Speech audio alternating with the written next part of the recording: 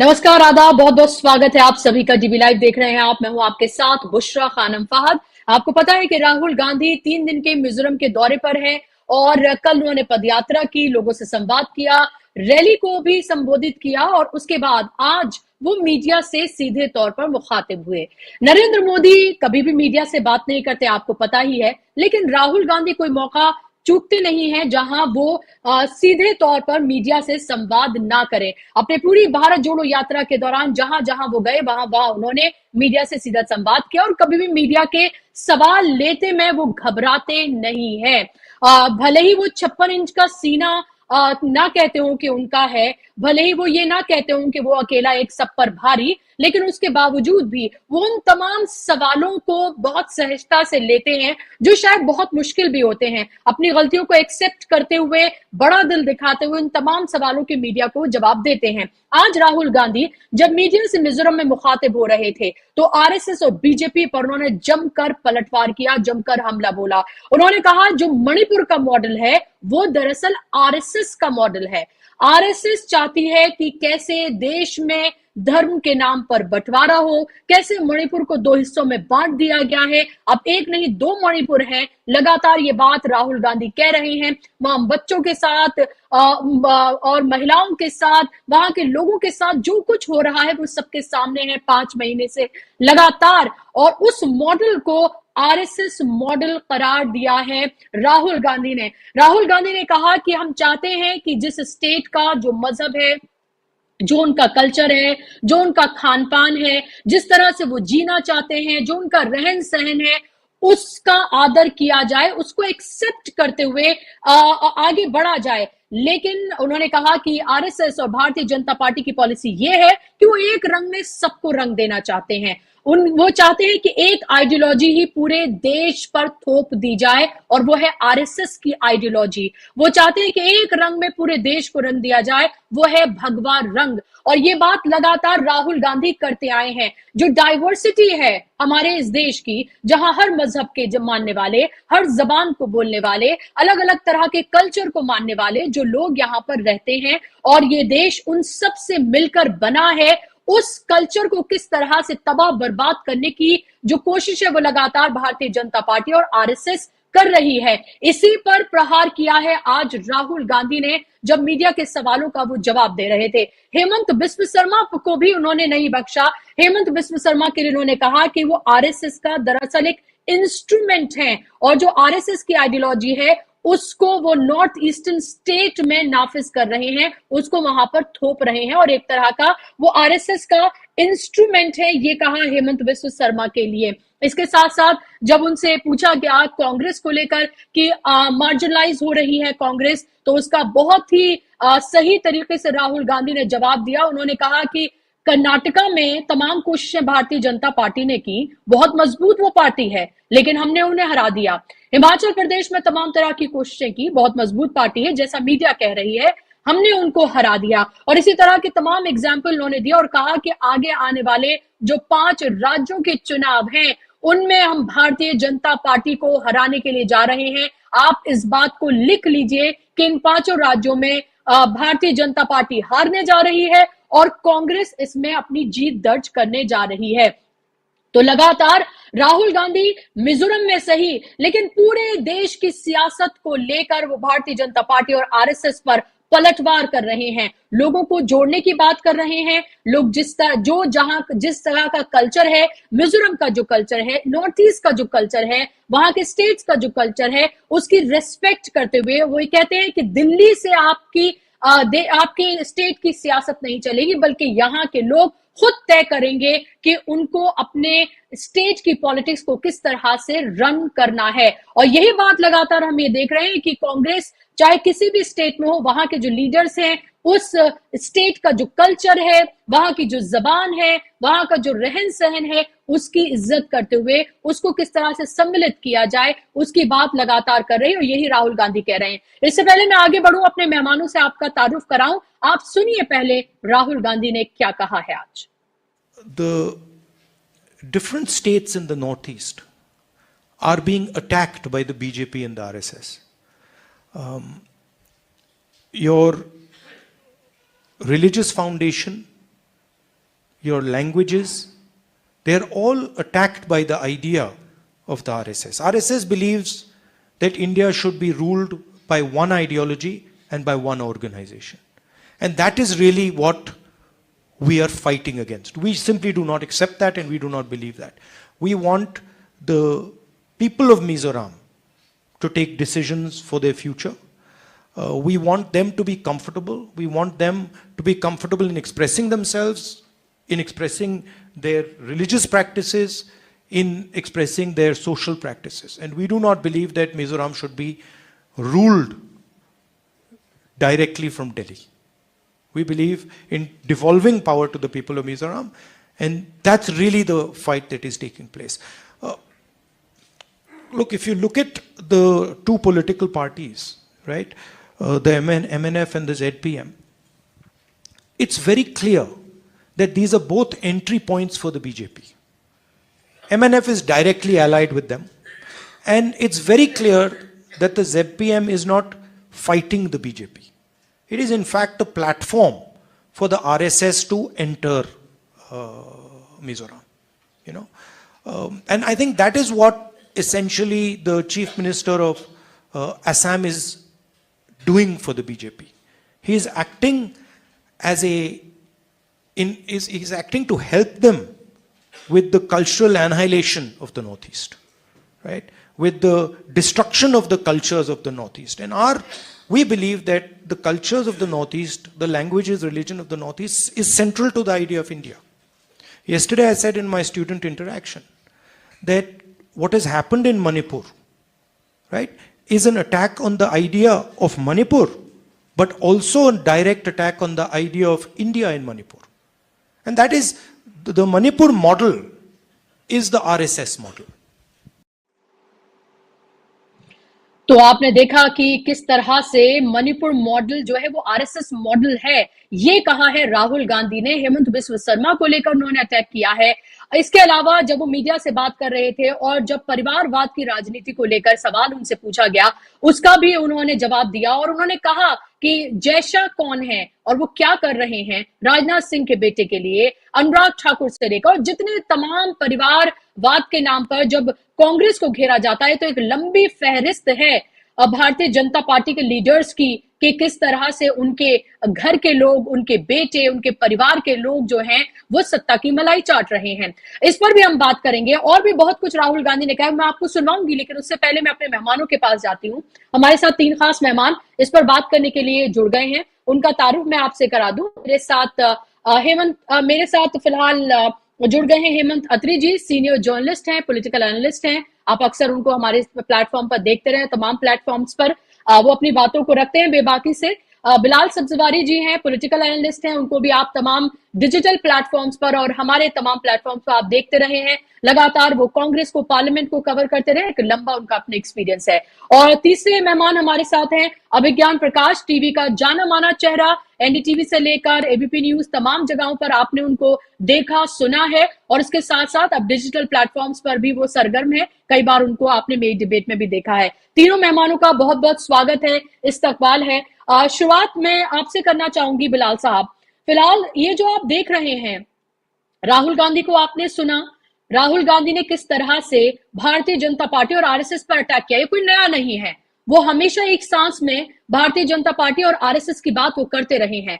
लेकिन मणिपुर को लेकर जो उन्होंने कहा कि मणिपुर का जो मॉडल है, यानी कि देश को बांटने का जो मॉडल है और एक स्टेट को दो स्टेट में किस तरह से बांटा जाए, एक समुदाय को दूसरे समुदाय के साथ लड़ा के कैसे नफरत की सियासत की जाए और उस पर सियासी रोटियां सेकी जाएं, इसकी बात वो कर रहे हैं और इसको आरएसएस मॉडल वो बता रहे हैं। ये बता रहे हैं कि कैसे जो डाइवर्स है हमारा देश, उसको कैसे एक रंग में और एक आइडियोलॉजी थोपने की कोशिश लगातार कर रही है। क्या आपको लग रहा है बहुत हार्ड हिट किया है राहुल गांधी ने और ये भारतीय जनता पार्टी एक तरह से तिलमिला गई है इसको सुन के, क्योंकि इलेक्शन का माहौल है, मिजोरम में है और इस तरह की बात राहुल गांधी की, कैसे देखें इसको?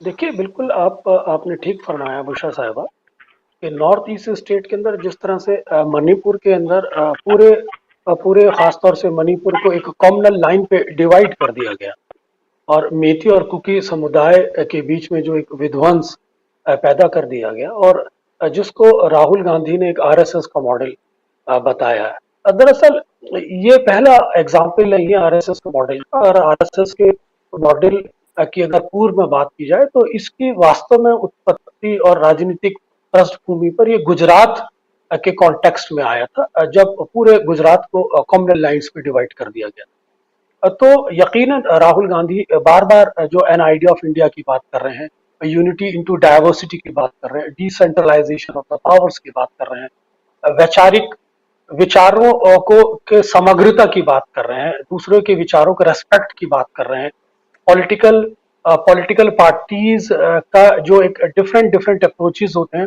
उनको उनके कोऑर्डिनेशन की बात कर रहे हैं, और किस तरह से हिंदुस्तान को एक यूनाइट करके रखा जा सकता है उस इंटीग्रेशन की बात करें। और ये पहली बार नहीं है राहुल गांधी ने इस तरह के अटैक किए। राहुल गांधी मुसलसल इस तरह के अटैक आरएसएस पे करते आ रहे हैं, और ये बताने की कोशिश करते आ रहे हैं कि आरएसएस की विचारधारा किस तरह से डिवीजन की विचारधारा है, डिवाइसिव विचारधारा है, या तो वो विभाजन पे बिलीव करते हैं या फिर टेलीविजन पे बिलीव करते हैं।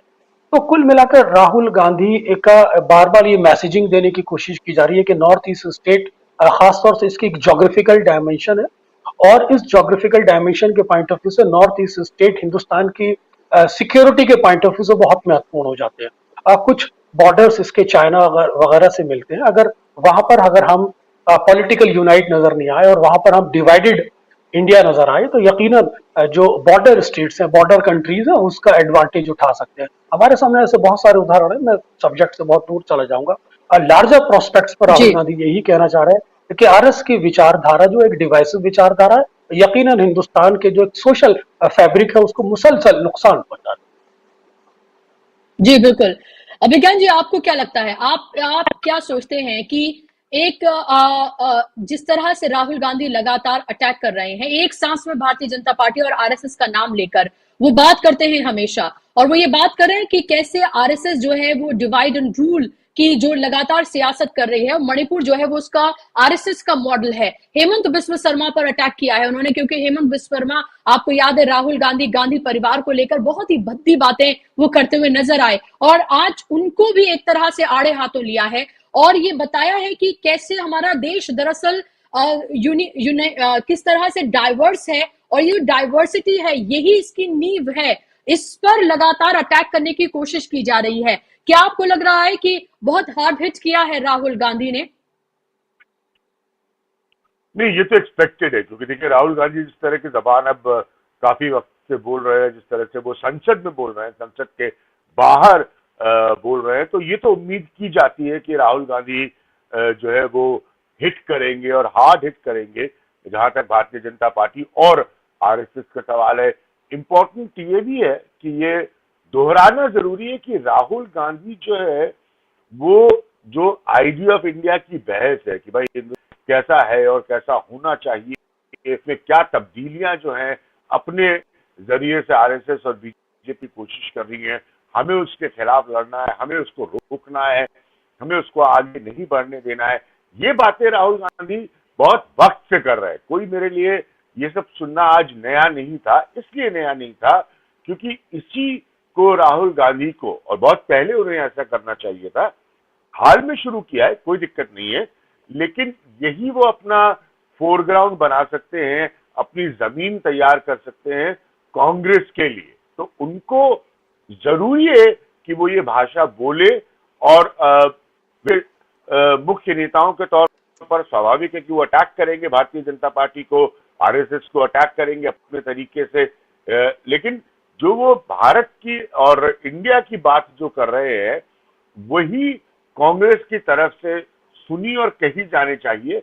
इसीलिए वो जब राहुल गांधी कहते हैं, भले ही वो दोहरा रहे, कोई दिक्कत नहीं, हर पॉलिटिशियन को अधिकार है अपनी बात को अपनी तरह से कहने का या दोहराने का, भले ही वो दोहरा रहे, लेकिन हकीकत यही है जो उनके लिए इम्पोर्टेंट है, बताते रहना।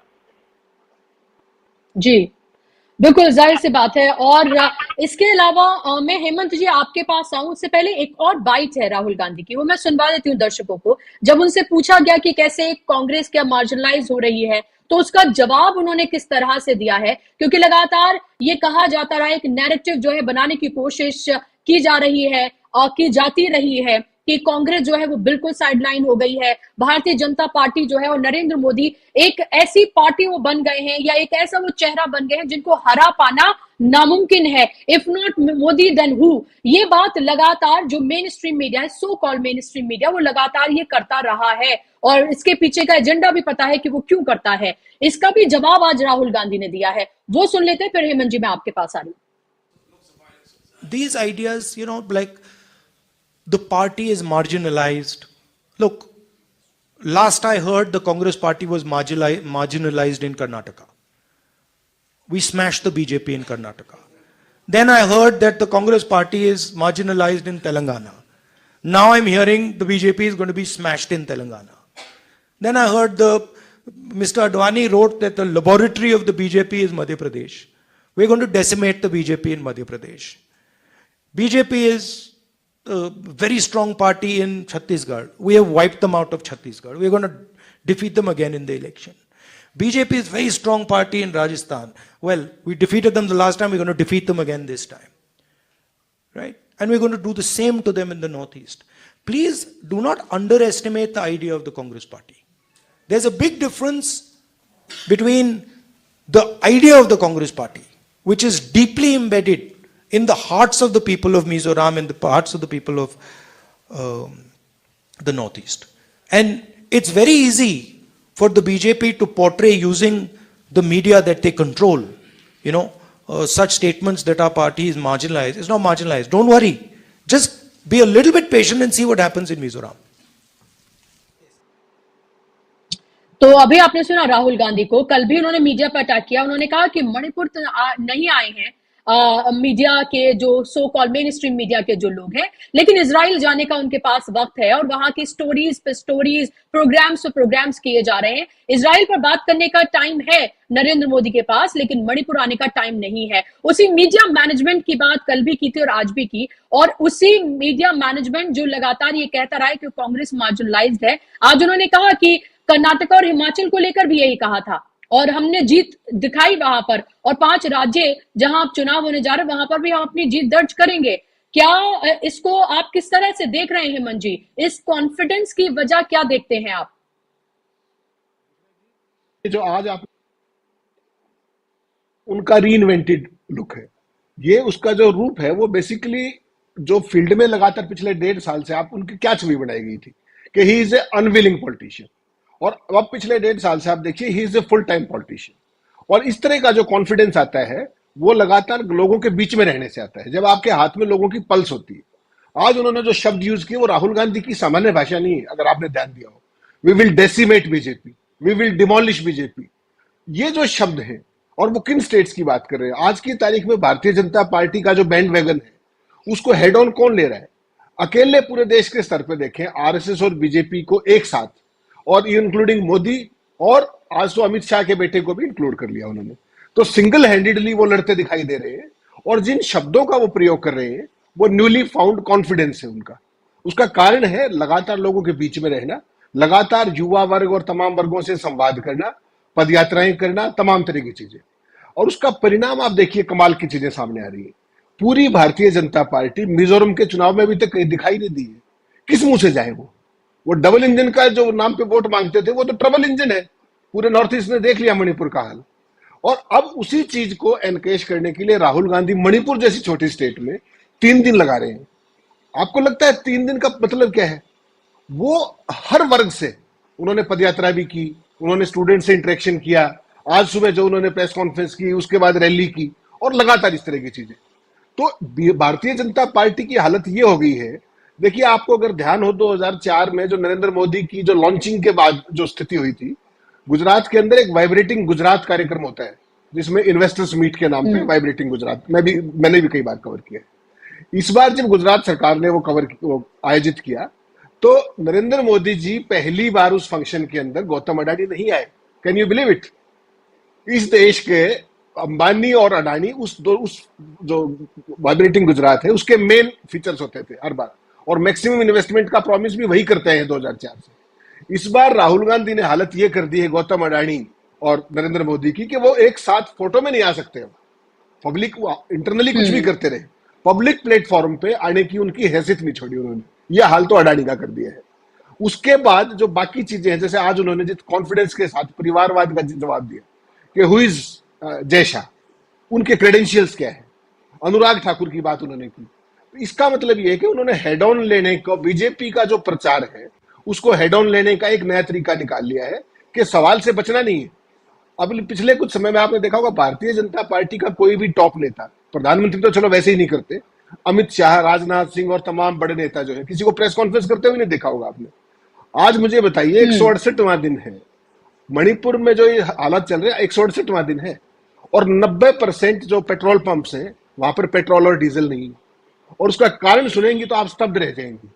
वहां के जो उग्रवादी संगठन हैं उन्होंने हर 20-20, 30-30 किलोमीटर के ऊपर नाके लगा दिए हैं, और जो तेल के टैंकर्स जाते हैं उनसे 5 से 15 हजार रुपए पर टैंकर मांग रहे हैं हर नाके पे। और हालत यह है कि अगले 2 दिन के अंदर सरकारी जो व्हीकल्स हैं उनके लिए भी पेट्रोल डीजल नहीं बचेंगे। यही हाल कुकिंग गैस का है सर्दी के मौसम में। और भारतीय जनता पार्टी ये बात मानने को तैयार नहीं है कि मणिपुर के अंदर लैंड ऑर्डर मशीनरी फेल हो गई 168 दिन में। आपने स्वतंत्र भारत के इतिहास में आज तक कोई ऐसा राज्य देखा हो जहां इतने बड़े पैमाने पर हथियार लुटे हो, इतने बड़े पैमाने पर स्टेट वर्टिकली डिवाइड कर दिया गया हो सरकार की शय पर? गृह मंत्री एक बार जाते हैं, उसका कोई आउटकम निकला नहीं, दोबारा जाके झांके नहीं वहां पर। मणिपुर का नाम पूरी भारतीय जनता पार्टी में कोई लेता नहीं। तो क्या मणिपुर भारत का हिस्सा नहीं है? क्या ये सवाल नहीं पूछा जाना चाहिए? आपके पास इजराइल जाने का समय है, इजराइल की बातें करने का समय है, लेकिन मणिपुर का समय नहीं है। तो आप किस मुंह से जाके आप मिजोरम के अंदर वोट मांगेंगे? और उसी मौके को राहुल गांधी ने ताड़ लिया एज ए प्रोफेशनल पॉलिटिशियन, जो अभी तक वो कहीं ना कहीं चीजें लैकिंग थी। एक घटना आज होती थी, कांग्रेस के नेता 10 दिन बाद पहुंचते थे। तो पहले भी राहुल गांधी वहां गए और उन्होंने नॉर्थ ईस्ट का जो घाव थे, जो जख्म थे, उनके ऊपर जाके कहीं ना कहीं मरहम लगाया। पहले भी गए थे मणिपुर में, प्रधानमंत्री ने आज तक वहां पर जागने की कोशिश नहीं की। तो अब स्थिति क्या है कि प्रधानमंत्री जो कहते थे और पूरी भारतीय जनता पार्टी जो प्रचार करती थी कि he is a unwilling politician, अब भारतीय जनता पार्टी के पास राहुल गांधी के जितना भी जो कुछ ये है, जो वो बोल रहे हैं, जो सवाल उठा रहे हैं, एक तो वो बीजेपी की तरह बदतमीजी तो करते नहीं किसी के साथ। आज उन्होंने जो असम के मुख्यमंत्री के बारे में भी जो शब्द कहे, वो देखिए कितने सभ्य शब्द थे कि he is an instrument for RSS. किसी के बारे में उन्होंने आपत्तिजनक शब्द नहीं कहा। हालांकि प्रधानमंत्री से लेकर तमाम लोग उनके बारे में जो भाषा प्रयोग करते हैं वो कभी नहीं करते, लेकिन आज उन्होंने वहां हिट किया है जहां हर्ट करता है तमाम तरह के। अमित शाह के नाम तो भारतीय जनता, देखिए मोदी जी के बारे में तो प्रधानमंत्री तमाम लोग कहते रहते हैं, अमित शाह का जो टेरर है भारतीय हिंदुस्तान की जो राजनीति में, वो आप सबने देखा है। उसके बाद आज जय शाह के बारे में राहुल गांधी का ये बोलना, इसका मतलब बड़ा साफ है कि he has decided to take them head on every issue. और ये भारतीय जनता पार्टी के लिए आने वाले दिनों में एक तो ये बड़ी दिक्कत होगी। दूसरा ये है कि सवाल अब जो नैरेटिव होना चाहिए हमेशा, मुख्य धारा का मीडिया मत दिखाए। उन्होंने सुपारी ले रखी है विपक्ष की, लोकतंत्र की, लिए रहे वो, लेकिन देश का जो मीडिया है, जो अपना जो डिजिटल मीडिया है, आप जैसे साथी प्लेटफॉर्म के तमाम लोग, उन्होंने आज उसको कितना दिखाया और किसी नेशनल चैनल ने क्या वो सवाल दिखाए क्या? ये फर्क है। उनके चैनल पे जो उन्होंने उसको लाइव बीम किया, मेरे आप जैसे लोगों ने भी सबने बैठ के उसको लाइव देखना मजबूरी है, क्योंकि उस पर डिबेट करनी। तो अब स्थिति ये हो गई है कि आप मेन स्ट्रीम के नैरेटिव से उनको कितना ही बाहर कर ले बीजेपी, लेकिन आज बीजेपी के पास उनके सवालों के जवाब नहीं है, हकीकत है। और इसका सबसे बड़ा खामियाजा क्या होगा? आम आदमी से जब आप आम आदमी के बीच, प्रधानमंत्री तो देखिए लोगों आम आदमी से केवल चुनाव में दिखते थे, वो भी उन्होंने बंद कर दिया। कहीं नहीं दिखेंगे वो आपको, वो उद्योगपतियों के साथ दिखेंगे, वो वैश्विक नेताओं के साथ दिखेंगे, किसी भी समूह के किसी व्यक्ति के साथ, आम आदमी के साथ प्रधानमंत्री को आपने नहीं देखा होगा। और यही वो चीज है जो राहुल गांधी को अब उनसे अलग खड़ा कर रही है। जनता के बीच के व्यक्ति, वो चुनावी सफलता कितनी होगी नहीं होगी एक अलग पक्ष है, क्योंकि भारतीय जनता पार्टी के पास जिस तरह के संसाधन है, जिस तरह का मीडिया है, जिस तरह के इंस्टीट्यूशंस हैं, चुनाव आयोग जेब में है, तमाम तरह के दिखते हैं, उसके बावजूद भी जो लोकतंत्र के अंदर, जो स्वस्थ लोकतंत्र के अंदर जो नैरेटिव होना चाहिए डेमोक्रेसी में, वो नैरेटिव राहुल गांधी कहीं ना कहीं बनाने में सफल रहे हैं। इसके चुनाव परिणाम क्या होंगे, क्या इफेक्ट होगा, वो आने वाले समय में दिखेगा। बिल्कुल, लेकिन ये लग रहा है कि जहां जहां राहुल गांधी जाते हैं अगर हम लद्दाख की बात करें, वहां गए, वहां का रिजल्ट देख लिया जाए, कर्नाटका और हिमाचल की बात करें तो वहां का रिजल्ट देख लिया जाए, तो ये लग रहा है कि देश में जो है एक अंडर करंट है, और वो अंडर करंट जो है कहीं ना कहीं ये जरूर दिखा रहा है, एक बदलाव की तरफ इशारा कर रहा है कि लोग बदलाव चाहते हैं। और बदलाव किस तरह से देखना चाहते हैं, स्टेट लेवल पर कैसा होगा, नेशनल लेवल पर कैसा होगा, लोकसभा और असेंबली के इलेक्शन में क्या अलग अलग देखने के लिए मिलेगा, ये अलग बात है, लेकिन ये जरूर है कि बदलाव का एक अंडर करंट जरूर देखने के लिए मिल रहा है। आप कैसे देखते हैं इसको बिलाल साहब? क्या आपको लगता है कि एक बदलाव का अंडर करंट है, राहुल गांधी जो बात करते हैं उसका असर देश में होता है और लोग अब उनको सुनना और देखना चाहते हैं, भीड़ उमड़ती है, और भीड़ सिर्फ उमड़ती उनको देखने के लिए नहीं है, बल्कि वो भीड़ वोटों में भी तब्दील होती है। लद्दाख से लेकर कर्नाटक, हिमाचल और बाईपोल सब में देखा है अभी फिलहाल।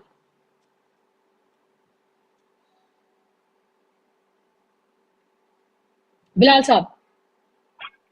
हाँ, देखिए बुशरा साहिबा, अंडर करंट की तो यकीनन बात है कि कांग्रेस पार्टी काफी समय से अपने आप को इंडियन पॉलिटिक्स के अंदर एक कमबैक की कोशिश कर रही थी, और उसे कर्नाटक और हिमाचल से एक कमबैक मिला, स्ट्रॉन्ग कमबैक मिला।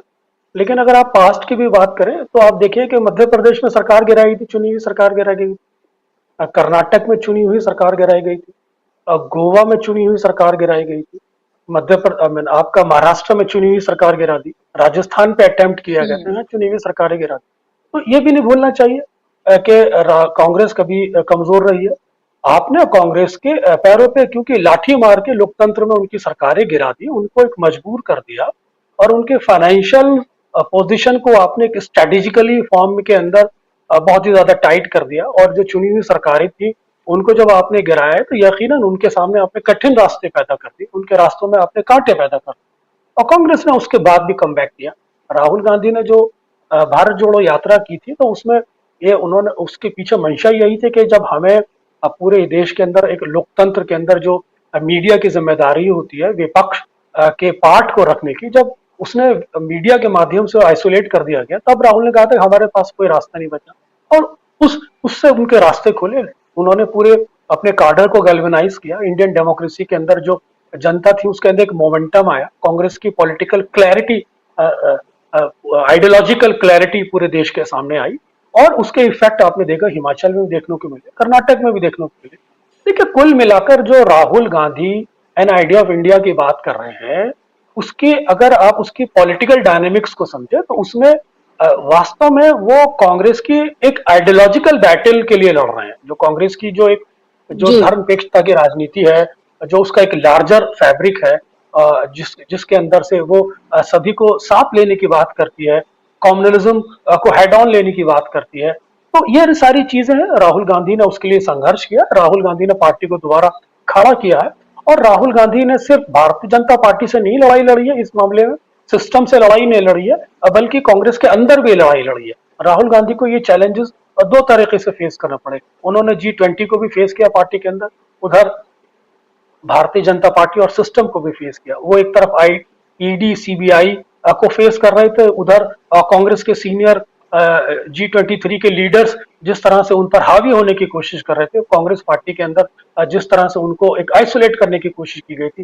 कांग्रेस पार्टी के अंदर जो उन पर एक प्रेशर बनाने की कोशिश गई, राहुल गांधी ने उस फ्रंट पे भी लड़ा। तो राहुल गांधी तो सही मायनों में एक योद्धा पॉलिटिशियन है, और ये कहिए कि बदलती राजनीतिक परिस्थितियों में जिस तरह से राहुल गांधी को आइसोलेट करने की कोशिश की गई थी, राहुल गांधी उतनी ही मजबूती से उभरे हैं।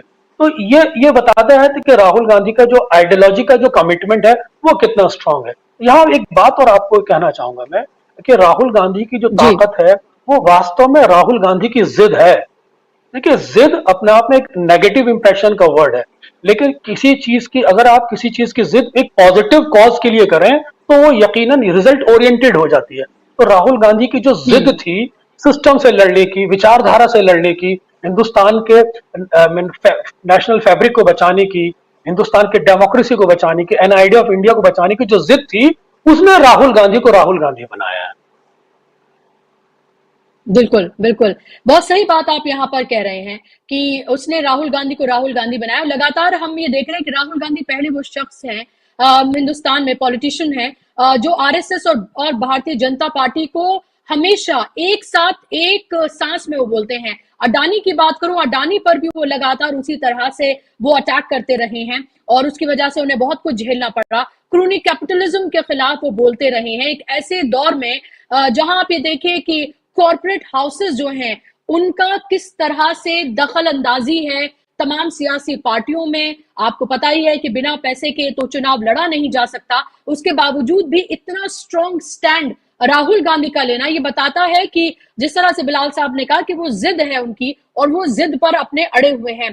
क्या अभिज्ञान जी, आपको क्या लगता है ये जिद जो है जो राहुल गांधी की है एक लड़ना आइडिया ऑफ इंडिया के लिए, या फिर जिस तरह से वो अडानी की वो बात करते हैं, अभी भी मिजोरम में भी उन्होंने अडानी की बात की, कहा कि जो आपके तमाम जो चीजें हैं उस पर किस तरह से अटैक किया जा रहा है, उसको कब्जे में लिया जा रहा है। आरएसएस और बीजेपी की जो बात करते हैं, क्या आपको लग रहा है कि ये जिद राहुल गांधी को फायदा देने जा रही है आगे आने वाले वक्त में, चाहे देर से ही सही? बिल्कुल उनको फायदा दे सकती है, उनको रिकग्निशन मिल रहा है। राहुल गांधी के लिए भी बहुत है। कांग्रेस अपने इतिहास को भी तो जरा पलट कर देखे। उद्योगपतियों पर जब राहुल गांधी प्रहार करते हैं तो जरा अपने अतीत में जाके देखे कांग्रेस की हिस्ट्री क्या है। एक ही तरह से बात नहीं होनी चाहिए ना। आपने जय शाह का नाम ले लिया तो आपकी पार्टी के लोग जय शाह के साथ जब काम कर रहे हैं मेंबर ऑफ पार्लियामेंट, तो उनको राहुल गांधी ने बुला के मना किया कि आप मत काम करिए जय शाह के साथ। तो देखिए कांग्रेस की एक प्रॉब्लम जान लीजिए, और आइडिया ऑफ इंडिया देख रहा हूं सब लोग बैठ के हाँ और देश का ऐसा हो जाएगा, वो ठीक है, कोई अग्री नहीं करता कुछ बात तो। लेकिन राहुल गांधी पहले अपने कांग्रेस का इतिहास भी पढ़ ले जाकर। अभी उनको 6-7 महीने से पप्पू कहना बंद किया गया है। पहले हिस्ट्री जान ले, कांग्रेस ने कितने इंडस्ट्रियलिस्ट पैदा किए हैं वो जाने, उनकी फैमिली से किससे क्या लिंक्स रहे वो जाने पहले राहुल गांधी। तो क्या हो रहा है कि ये बहस में मैं बहुत अच्छा है, बिल्कुल क्वेश्चन करें गौतम अडानी को, कोई प्रॉब्लम नहीं, लेकिन एक चीज जो राहुल गांधी नहीं समझ पाते हैं कि जब वो करप्शन वगैरह की बात करते वो बात ऐसे करते हैं जैसे उनकी पार्टी तो दूध की धुली है। जो पार्टी 2012 और 13 में करप्शन के परसेप्शन पे सत्ता से चली गई हो, 44 सीट पे आ गई हो, और एक ईमानदार सो कॉल्ड मनमोहन सिंह का चेहरा हो जिसके पास, वो जब ये सब बातें करते हैं तो मुझे उतना कन्विंसिंग नहीं लगता है। हाँ, उन्होंने खुद से एफर्ट किया, उन्होंने खुद से एक जिद बनाई है, उन्होंने खुद से यात्रा की है, वो अच्छी बात है, इसमें कोई दो राय नहीं है, और वो खुद से टेक ऑन हेड ऑन लेना चाहते हैं। लेकिन अभिज्ञान जी, आपको यहाँ पर मैं रोकना चाहूंगी, एक काउंटर क्वेश्चन है मेरे पास आपके लिए। राहुल गांधी की कांग्रेस और कांग्रेस उससे पहले की कांग्रेस, क्या आपको उसमें कोई फर्क नजर नहीं आता? अगर राहुल गांधी से कोई सवाल पूछा जाए और ये कहा जाए कि भाई आपने जातिगत जनगणना पहले क्यों नहीं की, उन्होंने कहा हमारी गलती थी, हम इसको एक्सेप्ट करते हैं। वो अगर कोई गलती होती है तो उस पर वो सॉरी कहते हैं, वो उस गलती को एक्सेप्ट करते हैं, वो सुधार की तरफ आगे कदम बढ़ाते हैं। और अगर 2014 की भी हम बात करते हैं, जो अन्ना हजारे का पूरा वो फ्रॉड एक जो मूवमेंट था जो सबके सामने, उसके बाद वहां से निकले हुए तमाम लोग जो हैं वो कहां हैं, और खुद अन्ना हजारे जो हैं वो किसका इंस्ट्रूमेंट थे ये भी सबको पता है। और उसके बाद जितने भी घोटाले निकले, कितने अब तक प्रूफ हो पाए हैं, ये भी तो एक सवाल है। वो भी आप ये देखिए, आप और मैं दोनों हम मीडिया का हिस्सा रहे हैं, वो मेन स्ट्रीम मीडिया उस वक्त का भी हमने देखा है, और हमने देखा है कि कैसे दिन रात रामलीला मैदान में वो सब कुछ किया गया सिर्फ इसलिए कि कांग्रेस को हटाया जाए और भारतीय जनता पार्टी को लाया जाए। और आज वही मीडिया उसी भारतीय जनता पार्टी की गोद में बैठकर क्या कुछ कर रहा है वो सबके सामने है। तो आपको उन तमाम चीजों में और अब में कोई फर्क महसूस होता है या नहीं? पॉइंट वैलिड है, बट ये फर्क डेमोन्स्ट्रेटिवली कि ये कांग्रेस पुरानी तरह की कांग्रेस नहीं होगी, ये राहुल गांधी को साबित करना है। राहुल गांधी के राजनीतिक निर्णयों से साबित होगा। राहुल गांधी किसको कहां किस पद पर बैठाते उससे साबित होगा। राहुल गांधी की पार्टी में कौन क्या पोजीशन हासिल करता है उससे साबित होगा। राहुल गांधी के की कांग्रेस में जिन लोगों ने विरोध किया था उससे साबित होगा। इससे साबित होगा कि मल्लिकार्जुन खड़गे के नेता बन जाने के बाद अभी भी कंट्रोल गांधी परिवार का है, क्या वो कभी बदलेगा? इससे साबित होगा। तो आप जब डेमोन्स्ट्रेट करेंगे कि आपने अतीत को छोड़कर एक नई कांग्रेस आप बना रहे हैं, एक नई पहल आप कर रहे हैं, तब वो उस बात से जुड़ेगा। रहा मीडिया का सवाल, तो उसमें तो कोई दो राय ही नहीं है कि जो मेन स्ट्रीम मीडिया का कितना बड़ा हिस्सा है वो सवाल पूछ ही नहीं रहा है, तभी तो हम सवाल पूछ रहे हैं ना। ये तो कोई नई बात नहीं है, और ये बात राहुल गांधी खुद रियलाइज करते हैं। राहुल गांधी की जब सरकार थी मनमोहन सिंह की, खुद उन्होंने करप्शन के ऑर्डिनेंस का विरोध किया था, खुद विरोध किया था, तो क्या वो उससे डिसएग्री करते थे? मेरा प्रॉब्लम ये है कि बार बार मैं ये सुन रहा हूं कि वो ऐसे बात करते हैं जैसे उनके आसपास तो सब लोग दूध के धुले हैं। हाँ, पैसे रुपए की तो कभी कांग्रेस में चर्चा ही नहीं हुई, ठीक है। तो मतलब कांग्रेस ने तो ऐसा जीवन जिया है जो पता नहीं किस तरह का आदर्श देता है। ये पॉलिटिकल पार्टी है, जैसे बीजेपी एक पॉलिटिकल पार्टी है, पैसे से सबसे अमीर पार्टी है, वैसे ही कांग्रेस है। तो राहुल गांधी उसमें क्या चीज ला रहे हैं ये मेरी नहीं समझ में आ रहा है ना। तो ये मेरा बेसिक पॉइंट है। लेकिन वो मुद्दे उठा रहे हैं, उससे मैं बहुत इम्प्रेस हूँ। वो बाहर आ रहे हैं, उन्होंने भारत जोड़ो यात्रा की, इससे मैं बहुत इम्प्रेस हूँ। उन्होंने आउटरीच प्रोग्राम एक तरह से कांग्रेस के लिए खुद से बनाया, जो बहुत इम्प्रेसिव है। जो कि आज के बड़े नेताओं की सबसे बड़ी दिक्कत है कि कद पर पहुंचने के बाद वो जनता से कट जाते हैं, जनता से दूर हो जाते हैं। राहुल गांधी ने ऐसा नहीं किया। राहुल गांधी ने एक्चुअली रीच किया जनता को, और उनके बीच जाकर अपना परसेप्शन बदला। जिस राजनीति में उनको पप्पू पप्पू सोशल मीडिया में कहा जाता था, आज 6 महीने से कोई नहीं कह पा रहा ये बात, क्योंकि उन्होंने जाके अपना परसेप्शन चेंज किया। तो ये बहुत क्रेडिटेबल बात है, ये बहुत तारीफ की बात है उनके लिए। लेकिन मैं फिर रिपीट करूंगा, क्योंकि ये पॉलिटिकल पार्टी है, ये पॉलिटिक्स है। Let's get about it. ये पॉलिटिक्स है, समाज सेवा नहीं है, ये राजनीति है। राहुल गांधी भी राजनीति कर रहे हैं, वो भी कोई समाज सेवा नहीं कर रहे। तो उस नजरिए से देखना बिल्कुल। लेकिन आज के बिल्कुल लेकिन अभिज्ञान जी, आज के इस दौर में पहली बात तो हम भारतीय जनता पार्टी और कांग्रेस को एक तरह से एक चश्मे से नहीं दे सकते। ये बिल्कुल दो मुख्तलिफ नजरियात की पार्टी है, खासतौर पर राहुल गांधी की जो कांग्रेस है, क्योंकि हमें ये फर्क करना पड़ेगा कि राहुल गांधी से पहले वाली और राहुल गांधी के बाद वाली कांग्रेस में फर्क है, और ये साफ तौर पर दिखता है। एक ऐसे दौर में जब हर कोई हिंदुत्व की सियासत करता हुआ नजर आ रहा हो, ऐसे दौर में जब 80% की बात हर कोई करता नजर आ रहा हो, मेजॉरिटिज्म की बात हर कोई करता नजर आ रहा हो, जब जितने बड़े बड़े कॉर्पोरेट हाउसेस हैं उनको खुश करने की बात हर कोई करता आ रहा हो, वहां पर एक शख्स है जो नजरियात की लड़ाई लड़ रहा है, जो आइडियोलॉजिकल जो पॉलिटिकल वॉर है उसमें वो सामने खड़ा है। वो कमजोर है, मजबूत है, वो एक अलग बात है, लेकिन वो लड़ रहा है और लगातार लड़ रहा है। कोई और लीडर, उसके अलावा कोई और लीडर नजर नहीं आता है। हेमंत जी, आप कितना अभिज्ञान जी की बात और जो मैं कह रही हूं उससे कितना आप अग्री और डिसअग्री करते हैं? कह रहे हैं वो एक तजुर्बे की बात है, और वो ओवरऑल एक होल गैमेट ऑफ थिंग्स की बात है। अकेले राहुल गांधी पूरी पार्टी को नहीं चला सकते, पार्टी का एक पूरा माइंडसेट होना चाहिए। देखिए, मैं इसका जो अभिज्ञान जी ने कहा उससे 100% सहमत होते हुए एक एग्जांपल दूंगा आपको। राहुल गांधी को ईडी ने बुलाया 2 बार 3 बार, उसके बाद सोनिया जी को बुलाया 50 घंटे तक।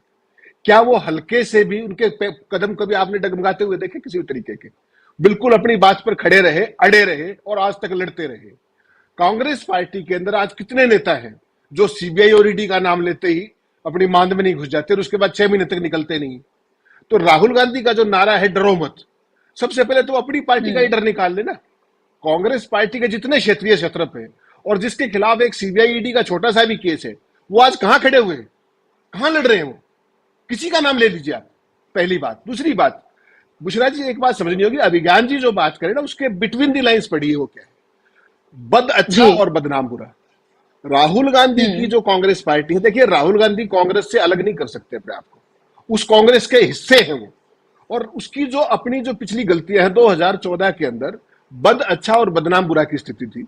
मुझे आप एक बात आई, 1,76,000 करोड़ रुपए का 2G स्कैम जो कभी हुआ नहीं था, that was a presumptive one, किसी की कल्पना थी, वो 4 लाख भी हो सकती थी, उसने प्रिज्यूम करना था कितना ही भी कर ले। अब सवाल ये है कि कांग्रेस पार्टी उस टाइम जीरो लॉस की थ्योरी देने की बजाय उनको ये बताती कि ये प्रिजम्पटिव लॉस आया कहां से। उस टाइम कांग्रेस के अंदर एरोगेंस ऑफ पावर थी। आज तक आपने बिल्कुल सही फरमाया, आपने कहा कि साहब उनमें से कोई घोटाला स्टेब्लिश नहीं हुआ, लेकिन मेरा सवाल यह है कि जब आप सरकार में थे, आपके पास सारा वेर विडाल था, सब कुछ था, सारे आंकड़े थे, सारी फाइलें थी, तब आपने इसको क्यों प्रूव नहीं किया कि ये प्रोपेगेंडा है और इसके पीछे कुछ नहीं है? आप जीरो लॉस थ्योरी करके उसको वेव ऑफ करते रहे। अब मुझे ये बताइए, 1,76,000 करोड़ 2G में जो कभी हुआ नहीं, उसके ऊपर तो बीजेपी सत्ता में आ गई, कांग्रेस ने सत्ता गंवा दी। जैसा अभिज्ञान जी ने कहा कि डॉक्टर मनमोहन सिंह जैसी शख्सियत होते हुए उसके बाद कांग्रेस पे ये दाग लगा। और आज 5G की बता दूं आपको मैं, 5G की जो ऑक्शन हुई वो पूरे देश में 50,000 करोड़ में ही होगी। 2G में तो घोटाला 2.5 लाख करोड़ का हो गया उस जमाने में, और 5G की पूरी ऑक्शन ही 50,000 करोड़ में होगी। और उसके जो पेमेंट करनी है जो कंपनियों को, वो 25 साल में करनी है। वो कोई घोटाला नहीं है, उसका कोई जिक्र नहीं कर रहा है। जिन्होंने CAG के अंदर तमाम जो ये हेल्थ की पॉलिसी थी, जिसमें एक एक टेलीफोन से लाखों टेलीफोन नंबर जुड़े हुए थे, एक एक उससे आधार कार्ड से और तमाम से, जिन लोगों ने वो स्कैम निकाला, आरोग्य योजना जो भी आप उनको नाम लेते हैं, या जो द्वारका एक्सप्रेस वे में 250 करोड़ रुपए में एक सड़क बन रही है, जिन लोगों ने वो CAG की रिपोर्ट निकाली, उनकी ट्रांसफर हो गई, उनको हटा दिया गया वहां से। तो ये वही पार्टी है भारतीय जनता पार्टी जो ईमानदारी का झंडा उठाए घूमते थे। तो राहुल गांधी की पार्टी, अकेले राहुल को छोड़ दीजिए या प्रियंका को छोड़ दीजिए, खड़गे साहब को छोड़ दीजिए, आपको कौन सड़कों पे दिखाई दे रहा है? पूरी कांग्रेस पार्टी का नाम बताइए ना मुझे, कौन लड़ रहा है जी, कौन लोगों के बीच में जा रहा है? और जो G23 के तमाम नेता थे, उनके पहली बात तो 2-3 को छोड़ दीजिए, बाकी तो किसी की कोई ग्राउंड सपोर्ट तो थी नहीं। और जो अभिज्ञान जी ने दूसरी बड़ी इंपॉर्टेंट बात कही कि राहुल गांधी जो अपने लोग हैं BCCI में, उनको क्यों नहीं मना करते कि तुम उनके साथ क्यों दिखते हो? जायज सवाल है, लेकिन क्या राहुल गांधी कह सकते हैं उनको? सवाल तो ये भी आएगा ना। और क्या उन्होंने आज तक कहा है या वो कभी कह पाएंगे? तो ये बेसिक, राहुल गांधी अपने आप में बिल्कुल ठीक हो सकते हैं, उनके मुद्दे बिल्कुल ठीक हो सकते हैं, लेकिन party as such, Rahul individually party नहीं है, he is one of the instruments of the party. तो ये बात उनको समझ जी। तो मेरा कहने का सबब यह है कि जो आपने कहा वो सारी बातें अपनी जगह पे है, जो अभिज्ञान जी ने कहा वो सारी जगह अपनी जगह पे है, लेकिन अगर ओवरऑल अगर आप देखेंगे, राहुल गांधी एक फाइटर है, इसमें कोई शक नहीं है, लेकिन क्या वो पार्टी को अपने हिसाब से ढाल पाएंगे? क्या कितने लोग उनके साथ भगत सिंह बनने को तैयार होंगे? कितने लोग नरेंद्र मोदी का नाम भी लेते हैं उनकी पार्टी में? आपको मैं बता दूं, मैं इंटरनली जानता हूं क्योंकि मैंने कांग्रेस 20 साल कवर की है AICC। कांग्रेस पार्टी में एक भी नेता ऐसा नहीं है, 5-4 चेहरों को छोड़ दीजिए, जो अगर डायरेक्ट कोई मुद्दा आ जाए मोदी जी, अडानी जी का और तमाम चीजों का, प्रेस कॉन्फ्रेंस करने से मना कर देते हैं। सीनियर मोस्ट लीडर्स की बात कर रहा हूँ। राफेल के मामले में मैंने देखा था राहुल गांधी को 20 प्रेस कॉन्फ्रेंस क्यों करनी पड़ी थी? क्योंकि या तो रणदीप सुरजेवाला कर लेते थे या वो कर लेते थे, एंटनी को 1-2 बार बुलाया, इसके अलावा किसने राफेल पे प्रेस कॉन्फ्रेंस की? मुझे लेकिन हेमंत जी बिल्कुल, हेमंत जी, लेकिन हम अगर तमाम जो स्टेट लीडर्स हैं, अगर उनको भी देखते हैं, हम अपने अपने स्टेट में वो स्टेट लीडर्स जो हैं उन्होंने काम किया है, और अगर काम नहीं किया होता तो आज इतना कॉन्फिडेंट होकर कांग्रेस से राहुल गांधी भी नहीं बोल रहे होते कि हम 5 राज्यों में हम जीतने जा रहे हैं। तेलंगाना जैसे स्टेट में रेवंत रेड्डी ने जितनी कड़ी मेहनत की है और जितनी बड़ी तादाद में लोग उनकी रैलियों में उमड़ते हैं, वो ऐसे ही नहीं उन्होंने हासिल किया है। या फिर हम अशोक गहलोत की बात करें, कमलनाथ की बात करें, वो तमाम, या फिर हम भूपेश बघेल की बात करें, तमाम वो नेता हैं, वो चेहरे हैं, या फिर जो कांग्रेस के और दूसरे हम स्पोक्स पर्सन तमाम लोगों की बात करें, मल्लिकार्जुन खड़गे की बात करें, वो आकर मीडिया से बात करते हैं, उनके सवालों का जवाब देते हैं। सवाल ये भी पूछा जाना चाहिए कि जो प्रधानमंत्री 56 इंच के सीने की बात करते हैं, जो प्रधानमंत्री एक अकेला सब पे भारी की बात करते हैं, और जो उनके जो लीडर्स हैं वो आखिर कितने हार्ड हिटिंग सवाल लेते हैं और कितनी वो बात करते हैं। उनके पास, जिनके पास पावर है, पैसा है, सब कुछ है, एक तरफ वो है, और जो साम दाम दंड भेद की सियासत करते हैं, और दूसरी तरफ वो पार्टी है जो 44 पे सिमट गई थी, मेहनत करके वो आगे बढ़ रही है, लेकिन उसके बावजूद आप ये देखिए कि वो तमाम सवालों के जवाब देती है। मैं आपके पास आ रही हूँ जी, आप कुछ ऐड करना चाह रहे थे बिलाल साहब, और फिर आखिरी कमेंट आपका विज्ञान जी। देखिए बुशरा साहबा, मैं ये कहना चाह रहा था कि अगर कांग्रेस की गलतियां न होती तो 2014 में हारती क्यों? That is a past. Point is that कि what present government is doing, what is our responsibility being a journalist. आप पास्ट तो हो गया, वो तो पास्ट हो गया, क्या कांग्रेस की सरकार के मुख्यमंत्रियों पर डीके शिव कुमार को छापे नहीं पड़े? क्या उसने संघर्ष नहीं किया? जब कमलनाथ मुख्यमंत्री थे, क्या सीबीआई ने, ईडी ने उनके यहाँ छापे नहीं मारे? क्या प्रेजेंट मुख्यमंत्री अशोक गहलोत, क्या उनके यहाँ सीबीआई ने, ईडी ने छापे नहीं मारे? बताइए आप। क्या गोवा में सरकार नहीं गिरा दी गई? क्या महाराष्ट्र में सरकार नहीं गिरा दी अपोजिशन पार्टीज की? और जब इसी सरकार के गवर्नर सतपाल मलिक कहते हैं 300 करोड़ का रिश्वत का मामला था, उस पर सतपाल मलिक से पूछताछ होती है भाई। आपने क्या एक्शन लिया भाई? जी। आप सवाल पूछने पर मेंबर पार्लियामेंट को एक्सपेल कर देते हैं। 25 साल से तो मैं कांग्रेस देख रहा हूं, ये कहने ये वाली बात कि कांग्रेस संघर्ष करती हुई नजर आ रही। कांग्रेस तो संघर्ष करती हुई नजर आ रही, बल्कि मीडिया उसे दिखाता हुआ नजर नहीं आ रहा। मैं इससे डिसएग्री कर रहा हूं। मैं 24 घंटे दिल्ली में रहता हूं। मैं 25 साल से तो मैं एआईसी से कवर कर रहा हूं। 10-15 साल 20 साल मुझे पार्लियामेंट कवर करते हो गए। ये कहना कि कांग्रेस संघर्ष करती हुई नजर, कांग्रेस ही संघर्ष करती हुई नजर आ रही है, बल्कि वो दिखाता हुआ कोई नजर नहीं आ रहा। राफेल के मुद्दे पर क्या क्यों इन्वेस्टिगेशन नहीं हुआ? राफेल के मुद्दे पर जब सीबीआई चीफ को रात के 2 बजे क्यों बदला गया? अबे सवाल तो प्रेजेंट गवर्नमेंट के करप्शन से होगा ना। विपक्ष की सरकारों पे अगर करप्शन की चार्जेस हो, आपने उस पर कार्रवाई की है? क्या हुआ डीके शिव कुमार का? अशोक गहलोत के आपने क्या किया? कमलनाथ के आपने क्या किया? महाराष्ट्र में आपने क्या किया? केजरीवाल के आपने क्या किया? आप विपक्षी सरकारों पर हंगामा मचा रहे हैं। उनके यहाँ being a chief minister, sitting chief minister क्या आप ईडी सीबीआई के रेड कर रहे हैं, सवाल पूछने पर लोगों को फंसा रहे हैं, और फिर आप कह रहे हैं, और अपने यहां जब आपका सिटिंग गवर्नर बोला तब आप कुछ नहीं कर रहे। हिमाचल के अंदर जब चुनाव हारे तो वहां के चीफ मिनिस्टर कहा कि महंगाई के मुद्दे पर हार गए। ऑर्गेनाइजर ये क्यों कहता है कि मोदी के से काम नहीं चलेगा, अब हमें दूसरा नैरेटिव तलाशना पड़ेगा? अगर इतना ही करप्शन के मामले पर मौजूदा सरकार इतनी दूध की धुली है, तो कैग की मौजूदा रिपोर्ट जो गडकरी के खिलाफ गई है, उस पर कार्रवाई क्यों नहीं होती? अरे भाई, विपक्ष ने तो अपना खमियाजा भुगत लिया ना लोकतंत्र में। सवाल प्रेजेंट सत्ता का है भाई, और वो बाउंस बैक करके दोबारा आए। कर्नाटक के अंदर आपने हटाया था, बाउंस बैक करके आए दोबारा। बिल्कुल, और ये भी संघर्ष करके आए हो। सियासी पार्टी है जी, पॉलिटिकल पार्टी है। सवाल यह है कि प्रेजेंट गवर्नमेंट पर जब विपक्ष भ्रष्टाचार के आरोप लगा रहा है, तो प्राइम मिनिस्टर उस पर कार्रवाई क्यों नहीं करते? सवाल यह है। और आपके सिटिंग गवर्नर ने 300 करोड़ के आरोप लगाए हैं, और ये कहना कि कांग्रेस संघर्ष करती हुई नजर नहीं आ रही। मेरा ख्याल है चश्मा बदलने की जरूरत है भाई साहब। पूरे के पूरे लोगों को घसीटा जा रहा है, कॉलर पकड़ के खींचा जा रहा है, 24-24 घंटे कार्रवाई होती है। मैं कोई कांग्रेस का पक्षधर नहीं हूं, मैं विपक्ष का पक्षधर हूं। जी जी बिल्कुल। सत्ता पक्ष पे इन बातों को बताइए ना आप। और 2014 की बात कर रहे हैं, 2014 में कांग्रेस ने खमियाजा भुगत लिया, वो तो पास हो गया। अगर उसकी और रहा कैपिटलिज्म का सवाल, तो उसमें उसी के लिए राहुल गांधी फाइट लड़ रहे हैं। जब अशोक गहलोत ने अडानी के साथ प्रोजेक्ट लगाने की बात की थी, तो 24 घंटे के अंदर शॉर्ट्स को कॉल कर लिया गया था 24 अकबर रोड्स पर। मध्य प्रदेश में प्रोजेक्ट लगाने की बात की थी, कमलनाथ को कॉल कर लिया गया था फॉरन। दे वांट्स क्लैरिटी। तो आप सवाल तो प्रेजेंट सिस्टम से करते हैं ना, विपक्ष कोई करेंगे आप? और विपक्ष से करते हैं, विपक्ष ने तो खमियाजा भुगत लिया, सत्ता से जनता ने हटा दिया उन्हें। सवाल यह है कि आप कितने ऑनेस्ट है प्रेजेंट गवर्नमेंट में होते हुए। भाई मैं आपको ये वाली बात, 2014 में 2G स्पेक्ट्रम हुआ तो कांग्रेस ने जेपीसी की मांग एक्सेप्ट की, गठन हुआ नहीं हुआ? इस मौजूदा सरकार ने जेपीसी क्यों नहीं गठित की, अगर आप इतने क्लियर थे? सवाल यही है, क्योंकि आप कोतवाल बने हुए हैं। आप सिर्फ अपने करप्शन भी छुपाना चाहते हैं, विपक्ष को भी मारना चाहते हैं। यह है डेमोक्रेसी का सवाल। मैं किसी से एग्री डिसएग्री नहीं कर रहा हूं, बट मैं अपने पॉइंट्स लॉजिकल रखे हैं। बिल्कुल बिलाल साहब, आपने बहुत सारी बातें यहाँ पर बहुत लॉजिकल यहाँ पे बोली हैं।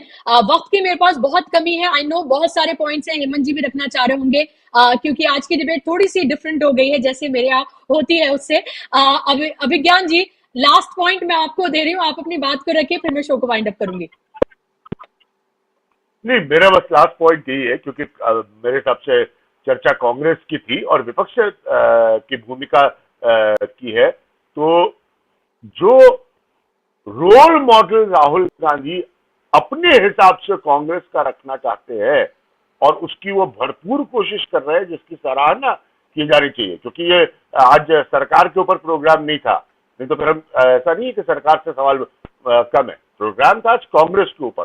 तो अगर उसको राहुल गांधी वैसे ही रखना चाहते हैं, then he should walk the talk.